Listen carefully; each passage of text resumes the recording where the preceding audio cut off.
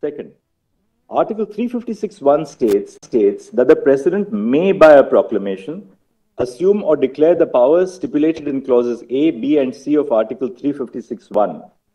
The powers stipulated in clauses A, B, and C of Article 356(1) are not automatically invoked when a proclamation is issued under Article 356. Third, Article 356(1)(a) does not opt for an all or none formula. The phrase all or any does not indicate that the union government can exercise a part of the functions of the state government and the state government can exercise the remaining, because the suspension of the state government is an automatic consequence of the proclamation under Article 356. It rather indicates that the scope of the power exercised by the union government must depend on the circumstances for issuing the proclamation. Fourth, clauses A, B, and C of Article 356(1) grant the President independent powers.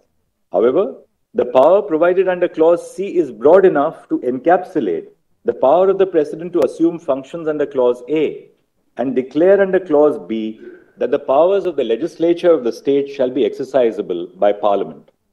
Fifth, the principle underlying Article 356(1)(c) is that the exercise of power by the President must be desirable or necessary to give effect to the objects of the proclamation.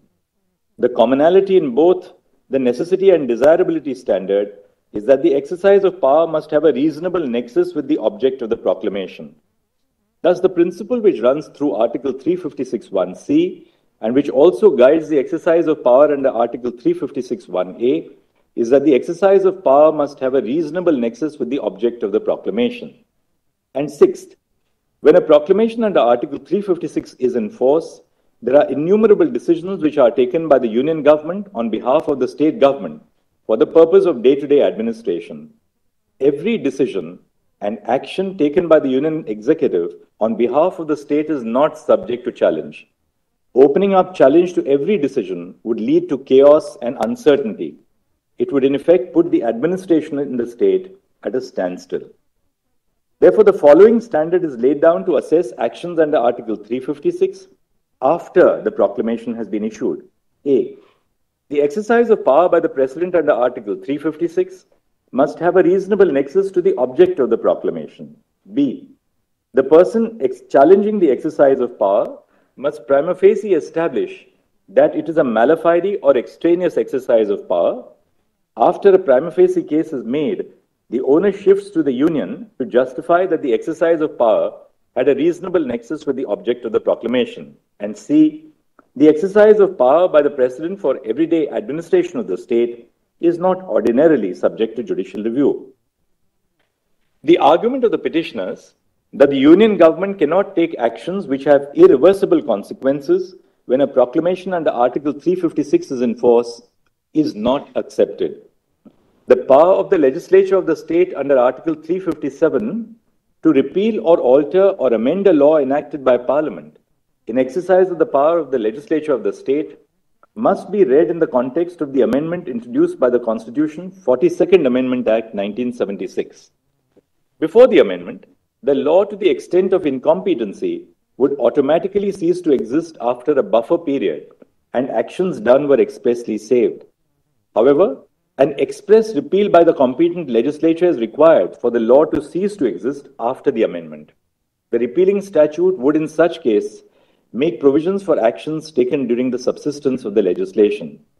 The observations in Krishna Kumar Singh on whether the consequence of an ordinance can subsist even after the ordinance ceases to exist cannot be transposed to interpret the limits of Article 356 because an ordinance which has the effect of a law by its very nature has a limited life.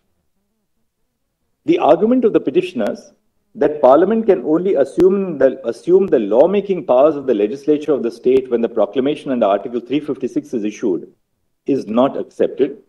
The purpose of Article 357 is to ensure that while exercising the powers of the legislature of the state, pursuant to a declaration under Article 356(1), Parliament, or as the case may be, the President, are not impeded by an absence of competence which would have impeded the exercise of a similar power in the absence of a proclamation under Article 356. Further, Article 357 does not contain a non-obstante provision which overrides Article 356. To interpret Article 357(1) as a restriction on Article 356(1)(b would be to read in a restriction which the plain terms of the Constitution do not provide. As held above, the exercise of power after a proclamation under Article 356 is issued is subject to judicial review, and immunity from judicial scrutiny does not attach to the exercise of constitutional powers of the legislature of the state. The court, while judicially reviewing the exercise of power, can determine if the exercise of the constitutional power of the legislature of the state by Parliament has a reasonable nexus with the object sought to be achieved by the proclamation. The next issue is whether Jammu and Kashmir retained an element of sovereignty or internal sovereignty when it joined the Union of India. We have held that the state of Jammu and Kashmir did not retain an element of sovereignty when it joined the Union of India. We have arrived at this conclusion for the following reasons. First, paragraph 8 of the instrument of accession executed by Maharaja Hari Singh provided that nothing in the instrument would affect the continuance of the sovereignty of the Maharaja in and over the state. Second, on 25 November 1949, a proclamation was issued for the state of Jammu and Kashmir by Yuvraj Karan Singh. The declaration in this proclamation that the Constitution of India would not only supersede all other constitutional provisions in the state, which were inconsistent with it, but also abrogate them, achieves what would have been attained by an agreement of merger. With the issuance of the proclamation, paragraph 8 of the instrument of accession ceased to be of legal consequence.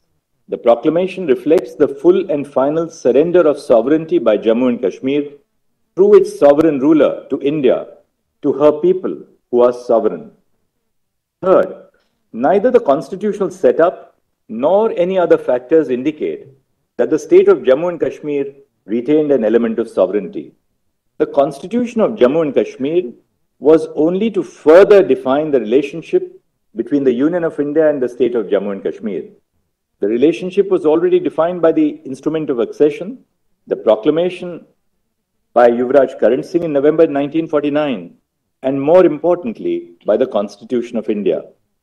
Fourth, there is a clear absence in the Constitution of Jammu and Kashmir of a reference to sovereignty. In contrast, the Constitution of India emphasizes in its preamble that the people of India resolve to constitute themselves or to constitute India into a sovereign, socialist, secular, democratic republic. Fifth, that the state of Jammu and Kashmir became an integral part of the Union of India is evident from Articles 1 and 370 of the Indian Constitution. It is reiterated in Section 3 of the Constitution of Jammu and Kashmir, which is unamendable. Sixth, the preamble of the Constitution of Jammu and Kashmir, Sections 3, 5, and 147 of the State Constitution, coupled with Article 1 of the Constitution of India, read with the first schedule, as well as Article 370, indicate in no uncertain terms that a system of subordination, as understood by the definition of sovereignty, exists by which the state is subordinate to the Indian Constitution first and only then to its own Constitution. Seventh, all states in the country have legislative and executive power, albeit to differing degrees. The Constitution accommodates concerns specific to a particular state by providing for arrangements which are specific to that state. Articles 371A to 371J are examples of special arrangements for different states. This is a feature of asymmetric federalism, like Article 370, which became applicable to Jammu and Kashmir on the adoption of the Constitution. The state of Jammu and Kashmir does not have internal sovereignty which is distinguishable from the powers and privileges enjoyed by other states in the country. And eighth, the limited question before the Constitution bench in its decision in Premnath Kaul was whether the monarch held plenary legislative powers after the Constitution of India as it applied to Jammu and Kashmir was adopted in the state, but before the Constitution of Jammu and Kashmir was adopted. A decision is an authority for the proposition which it decides. The question whether the state of Jammu and Kashmir retains sovereignty upon integration with the dominion of India did not arise in that case. The next issue which we have addressed is the challenge to Constitutional Order 273, CO 273. To answer this issue, we had to decide on two issues. One, whether Article 370 is a temporary provision, and two, the effect of the dissolution of the Constituent Assembly of Jammu and Kashmir on the scope of powers under Clause 3 of Article 370. We have held that Article 370 is a temporary provision on a reading of the historical context in which it was included. Article 370 was introduced to serve two purposes. First, the transitional purpose to provide for an interim arrangement until the Constituent Assembly of the state was formed and could take a decision on the legislative competence of the Union on matters other than the ones stipulated in the instrument of accession and ratify the Constitution. And second, a temporary purpose, an interim arrangement in view of the special circumstances because of the war conditions in the state. See, we have held that a textual reading of Article 370 also indicates that it is a temporary provision. For this purpose, we have referred to the placement of the provision in Part 21 of the Constitution, which deals with temporary and transitional provisions, the marginal note to the provision, which states temporary provisions in respect to the state of Jammu and Kashmir, and a reading of Articles 370 and 1, by which the state became an integral part of India upon the adoption of the Constitution. On the second question of the effect of the dissolution of the Constituent Assembly of Jammu and Kashmir on the scope of powers under Clause 3 of Article 370, we have held that the power of the President of India under Article 370, Clause 3, to issue a notification declaring that Article 370 ceases to exist, subsists even after the dissolution of the Constituent Assembly of Jammu and Kashmir for the following reasons. First, the proviso to Article 373, that is Clause 3, encapsulates the process by which the Indian states could ratify the Constitution of India. The ruler of each Indian state had to issue a proclamation ratifying the Constitution on the recommendation of the Constituent Assembly, where such body existed. In states where the Constituent Assembly was not convened by then, the ruler of the state had to issue a proclamation accepting the Constitution. When a Constituent Assembly was convened in those states, the Constituent Assembly could make a recommendation for the modification of the Constitution as it applied to the state, and such a recommendation would be earnestly considered, into inverted commas, earnestly considered by the Union. The words recommendation of the Constituent Assembly referred to in Clause 2 shall be necessary before the President issues a notification, as it appears in the proviso to Article 370, Clause 3, and must be read in this context. Thus, the recommendation of the Constituent Assembly to begin with was not binding on the President. Second, at the time of the framing of the Constitution of India, it was obviously within the contemplation that the Constituent Assembly of Jammu and Kashmir was formed for framing the Constitution for the state. It was not intended to be a permanent body, but a body with a specific remit and purpose. The power conferred by the proviso to Article 370, Clause 3, was hence something which would operate in a period of transition when the Constituent Assembly of Jammu and Kashmir was formed and was in existence pending the drafting of the state constitution. Third, when the Constituent Assembly of Jammu and Kashmir ceased to exist, only one of the special circumstances for which the provision was introduced ceased. However, the other circumstances, that is the special circumstances because of the situation in the state of Jammu and Kashmir, for which Article 370 was introduced, subsisted even after the Constituent Assembly ceased to exist. This is recognized by the judgment of the Constitution Bench in Sampath Prakash. Fourth, the effect of the President declaring under Clause 3 of Article 370 that Article 370 ceases to exist is that the provisions of the Constitution which apply to every state in the first schedule would equally apply to the state of Jammu and Kashmir. Articles 370(1)(d) and 370(3) were introduced with the purpose of enhancing constitutional integration and not for the disintegration. So, the power under Article 370(1)(d) and Article 370 Clause 3 even when exercised to its fullest extent, does not freeze the system of integration contemplated by Article 370, but is rather intended to enhance constitutional integration between the Union and the state of Jammu and Kashmir. Holding that the power under Article 370, Clause 3 cannot be exercised after the dissolution of the Constituent Assembly would lead to the freezing of the process of integration, contrary to the purpose of introducing the provision. And 5, if the contention of the petitioners on the interpretation of Article 370 vis-à-vis the dissolution of the Constituent Assembly is accepted, then Article 370, Clause 3 would become redundant and would lose its temporary character. The President, while deciding if the power under Article 370, Clause 3 must be exercised, determines if the special circumstances which warranted a special solution in the form of Article 370 have ceased to exist. This is a policy decision which completely falls within the realm of the executive. The court cannot sit and appeal over the decision of the President of India on whether the special circumstances which led to the arrangement under Article 370 have ceased to exist. However, the decision is not beyond the scope of judicial review. It is settled law that the exercise of executive power can be challenged on the ground of malafide.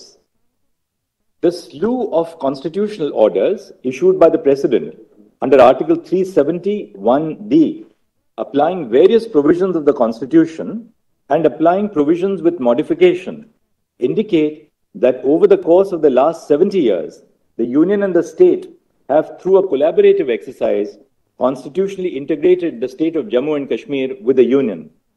This is not a case where only Articles 1 and Article 370 of the Constitution were applied to the state of Jammu and Kashmir, and suddenly, after 70 years, the entire Constitution was being made applicable. The continuous exercise of power under Article 370, Clause 1 by the President indicates that the gradual process of constitutional integration was ongoing. The declaration issued by the President in exercise of the power under Clause 3 of Article 370 is a culmination of the process of integration. Thus, we do not find that the President's exercise of power under Clause 3 of Article 370 was malafide. Having concluded that the power under Article 370, Clause 3 subsisted even after the dissolution of the Constituent Assembly, we have held that the exercise of power by the President to issue CO 273 is a valid exercise of constitutional power. The next issue is the challenge to CO 272 on the ground that the power under Article 371D cannot be issued to apply all the provisions of the Constitution to the state of Jammu and Kashmir. We have held that all provisions of the Constitution can be applied to Jammu and Kashmir through the exercise of power under Article 371D. The power under Article 371D can be used to apply one provision, more than one provision, an entire part of the Constitution, or all the provisions of the Constitution, that is the entire Constitution. The provision does not make a distinction between one or all provisions of the Constitution. Non-application of mind cannot be claimed merely because CO 272 applies all provisions of the Constitution to Jammu and Kashmir in one go.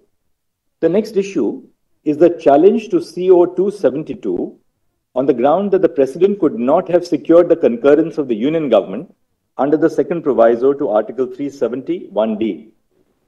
We hold that the President seeking the concurrence of the Union government instead of the government of the state to issue CO 272 is not invalid because, first, the effect of applying all the provisions of the Constitution to the state of Jammu and Kashmir through the exercise of power under Article 371D is the same as an exercise of power under Article 370, Clause 3, notifying that Article 370 shall cease to exist. That is, all provisions of the Constitution of India will apply to the state of Jammu and Kashmir, except for the fact that the former can be reversed while the latter, namely under Clause 3, cannot. Second, consultation and collaboration between both the units will only be necessary where the application of the provisions of the Indian Constitution to the state would require amendments to the state constitution, because the purpose of the requirements of consultation and collaboration is for the smooth functioning of governance in the state and to ensure that the provisions of the Constitution of Jammu and Kashmir are not inconsistent with the provisions of the Constitution of India. Third, Since the effect of applying all the provisions of the Constitution of Jammu and Kashmir, since the effect of applying all the provisions of the Constitution to Jammu and Kashmir through the exercise of the power under Article 371D is the same as issuing a notification under Article 370 Clause 3, which the President has the power to unilaterally issue, the principle of consultation and collaboration and not required to be followed. Fourth, the exercise of power is mala fide only if power was exercised with an intent to deceive. Deception can only be proved if the power which is otherwise unavailable to the authority or body is exercised, or if the power that is available is improperly exercised. Since the concurrence of the state government was not required for the exercise of power under Article 370(1)(d) to apply all provisions of the Constitution to the state, the President securing the concurrence of the Union of India on behalf of the state government is not mala fide. The next issue is the challenge to CO 272 on the ground that it is ultra vires Article 370(1)(d) because it modifies Article 370. We have held that the modification by CO 272 to Article 367 as it applies to Jammu and Kashmir had the effect of amending Article 370 and is thus ultra vires Article 370(1)(d). We have reached this conclusion for the following reasons. First, recourse must be had to the procedure contemplated by Article 370 Clause 3 if Article 370 is to cease to operate or is to be amended or modified in its application to the state of Jammu and Kashmir. No other procedure may be utilized to amend Article 370. Second, the rule of interpretation that a power under a statute must be exercised in accordance with the provisions of that statute and in no other manner is undoubtedly applicable to the Constitution. Third, from precedent, including Shankari Prasad Singh, Sajjan Singh, Quixote Holohan, and Rajendra Shah, it emerges that the following aspects are of significance when assessing whether a change has been made to a provision of the Constitution. 1. A change may be either in terms of or in its effect. 2. A change can be said to have been made even if the language of the concerned provision is not directly amended by adding, subtracting, or modifying the language. This is a change in effect. And 3. If the effect of an amendment is to change a provision, such effect must be significant or appreciable. And 4. The substance of a change is more important than its form. Second, an assessment of whether a constitutional order amounts to a modification and consequently whether the procedure under Article 370 Clause 1 or under Article 370 Clause 3 ought to have been followed depends on this standard. Third, the effect of a provision of law is as important as its form. While the change sought to be made by paragraph 2 of CO 272 may appear to be a modification or amendment of Article 367 at first blush, its effect is to amend Article 370 itself. CO 272 changes the language to the proviso to Article 370 Clause 3 in two ways. First, it changes the recommending body from the Constituent Assembly to the Legislative Assembly. And second, it makes a new arrangement at variance with that specific Constituent Assembly. Both these changes are not insignificant because they modify the essential character of the proviso by substituting a particular type or kind of body with another type or kind entirely. Fourth, while the interpretation clause, namely Article 367, can be used to define or give meaning to particular terms, it cannot be deployed to amend a provision by bypassing the specific procedure laid down for its amendment. This would defeat the purpose of having a procedure for making an amendment to the Constitution of India. Fifth, the consequence of permitting amendments through the circuitous manner would be disastrous. Many provisions of the Constitution would be susceptible to amendments which evade the procedure stipulated by Article 368 or other provisions. Sixth, the previous constitutional orders which modified Article 370 through Article 367 were clarificatory and consequential. They did not have the effect of amending Article 370. We have therefore held as ultra vires the amendments which were made to Article 370 Clause 3 by taking recourse to Article 367. G. The status of the Constitution of Jammu and Kashmir. The gaps left by the non-application of some parts of the Constitution of India were filled by the Constitution of the state. After the abrogation of Article 370, as it stood before the issuance of CO-272 and CO-273, and the application of the entirety of the Constitution of India to the state, the Constitution of the state does not fulfill any purpose or serve any function. Hence, the implicit but necessary consequence of the application of the Constitution of India in its entirety to the state of Jammu and Kashmir is that the Constitution of the state is inoperative. On the validity of Parliament's exercise of power under the first proviso to Article 3, this is what we have said. A five-judge bench of this court in Babulal Parate held that the views expressed by the legislature of the state under the proviso to Article 3 are not binding on Parliament. If the views of the state legislature were binding on Parliament, which is not the case, there would be scope for debate on whether Parliament, in exercise of its powers under Article 356(1)(b), could have substituted its views for the views of the Legislative Assembly of the state. However, the views of the legislature of the state are not binding on Parliament in terms of the first proviso to Article 3. The views of the legislature of the state under the first proviso to Article 3 are recommendatory to begin with. Thus, Parliament's exercise of power under the first proviso to Article 3 is valid and not mala fide. The next issue is on the validity of the suspension of the second proviso to Article 3 as applicable to Jammu and Kashmir. When the reorganization bill was introduced, that is on 5 August 2019, the second proviso to Article 3 as it applied to the state of Jammu and Kashmir ceased to exist because of CO-272. Thus, the issue of whether the second proviso to Article 3 could have been suspended in exercise of the power under Article 356(1)(c) does not survive. The next issue is the validity of the Jammu and Kashmir Reorganization Act 2019. The Solicitor General, appearing for the Union of India, submitted that statehood will be restored to Jammu and Kashmir and that its status as a union territory is temporary. The Solicitor General submitted that the status of the Union Territory of Ladakh will not be affected by the restoration of statehood to Jammu and Kashmir.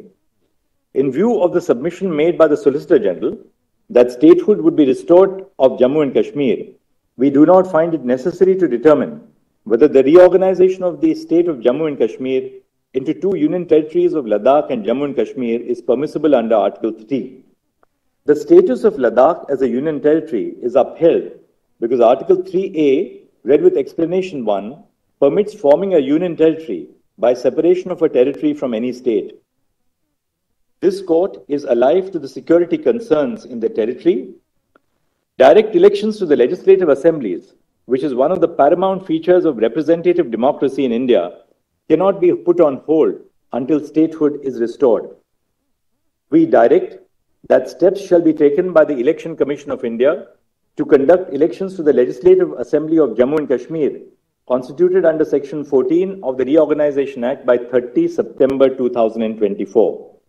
Restoration of statehood shall take place at the earliest and as soon as possible.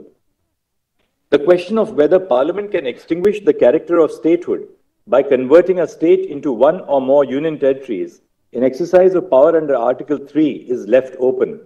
In an appropriate case, this court must construe the scope of powers under Article 3 in light of the necessary effect of converting a state into union territories, which is that autonomy would be diminished, the historical context for the creation of federating units, and its impact on the principles of federalism and representative democracy. In view of the above discussion, the following are the conclusions. A. The state of Jammu and Kashmir does not retain any element of sovereignty after the execution of the instrument of accession and the issuance of the proclamation dated 25 November 1949, by which the Constitution of India was adopted. The state of Jammu and Kashmir does not have internal sovereignty, which is distinguishable from the powers and privileges enjoyed by other states in the country. Article 370 was a feature of asymmetric federalism and not sovereignty. B. The petitioners did not challenge the issuance of the proclamations under Section 92 of the Jammu and Kashmir Constitution and Article 356 of the Indian Constitution until the special status of Jammu and Kashmir was abrogated. The challenge to the proclamations does not merit adjudication because the principal challenge is to the actions which were taken after the proclamation was issued. C. The exercise of power by the President after the proclamation under Article 356 is issued is subject to judicial review. The exercise of power by the President must have a reasonable nexus with the object of the proclamation. The person challenging the exercise of power must prima facie establish that it is a mala fide or extraneous exercise of power. Once a prima facie case is made, the onus shifts to the Union to justify the exercise of such power. D. The power of Parliament under Article 356(1)(b) to exercise the powers of the legislature of the state cannot be restricted to lawmaking power, thereby excluding non-lawmaking power of the legislature of the state. Such an interpretation would amount to reading in a limitation into the provision contrary to the text of the article. E. It can be garnered from the historical context for the inclusion of Article 370 and the placement of Article 370 in Part 21 of the Constitution that it is a temporary provision. F. The power under Article 370, Clause 3 did not cease to exist upon the dissolution of the Constituent Assembly of Jammu and Kashmir. When the Constituent Assembly was dissolved, only the transitional power recognized in the proviso to Article 370, Clause 3, which empowered the Constituent Assembly to make its recommendations, ceased to exist. It did not affect the power held by the President under Article 370, Clause 3. G. Article 370 cannot be amended by exercise of power under Article 370(1)(d). Recourse must have been taken to the procedure contemplated by Article 370, Clause 3 if Article 370 is to cease to operate or is to be amended or modified in its application to the state of Jammu and Kashmir. Paragraph 2 of CO 272, by which Article 370 was amended through Article 367, is ultra vires Article 370, Clause 1, Clause D, because it modifies Article 370 in effect without following the procedure prescribed to modify Article 370. An interpretation clause cannot be used to bypass the procedure laid down for amendment. H. The exercise of power by the President under Article 370(1)(d) to issue CO 272 is not mala fide. The President, in exercise of power under Article 370, Clause 3, can unilaterally issue a notification that Article 370 ceases to exist. The President did not have to secure the concurrence of the government of the state or union government acting on behalf of the state government under the second proviso to Article 370(1)(d) while applying all the provisions of the Constitution to Jammu and Kashmir, because such an exercise of power has the same effect as an exercise of power under Clause 3 of Article 370, for which the concurrence or collaboration with the state government was not required. I. Paragraph 2 of CO 272 issued by the President in exercise of power under Article 370(1)(d), applying all the provisions of the Constitution of India to the state of Jammu and Kashmir is valid. Such an exercise of power is not mala fide, merely because all the provisions were applied together without following a piecemeal approach. J. The President had the power to issue a notification declaring that Article 370, Clause 3 ceases to operate without the recommendation of the Constituent Assembly. The continuous exercise of power under Article 370, Clause 1 by the President indicates that the gradual process of constitutional integration was ongoing. The declaration issued by the President under Article 370, Clause 3 is a culmination of the process of integration and as such is a valid exercise of power. Thus, CO 273 is valid. K. The Constitution of India is a complete code for constitutional governance. Following the application of the Constitution of India in its entirety to the state of Jammu and Kashmir by CO 273, the Constitution of the state of Jammu and Kashmir is inoperative and is declared to have become redundant. L. The views of the legislature of the state under the first proviso to Article 3 are recommendatory. Thus, Parliament's exercise of power under the first proviso to Article 3 under the proclamation was valid and not mala fide. M. The Solicitor General stated that the statehood of Jammu and Kashmir will be restored, except for the carving out of the Union Territory of Ladakh. In view of the statement, we do not find it necessary to determine whether the reorganization of the state of Jammu and Kashmir into two Union Territories of Ladakh and Jammu and Kashmir